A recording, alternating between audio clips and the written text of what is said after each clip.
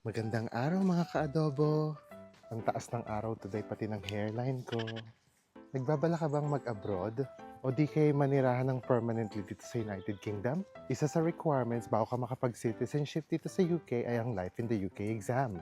At isa sa mga lumalabas na tanong ay ano ang traditional or national dishes ng apat na nations dito sa UK. Let's first discuss the England's national or most well-known traditional dish. Although walang official na national dish ang England, the traditional roast dinners and fish and chips are well known in England. But wait, there's more. In recent surveys, the modern known food for England is chicken tikka masala. But out of the three answers, roast dinner comes out the most. Kung ang England ay walang opisyal na traditional or national food, ang Scotland meron. At ito ay ang tinatawag na haggis. Ang Wales naman ay meron ding national dish at tinatawag itong cawl. C-A-W-L ha, hindi uling. Ang cawl ay usually made ng lamb or beef stew. And finally, Northern Ireland.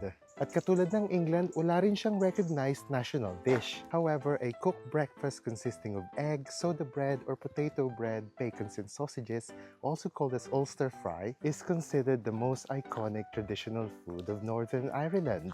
And there you go mga ka-adobo. Good luck sa Life in the UK exam mo. Bye!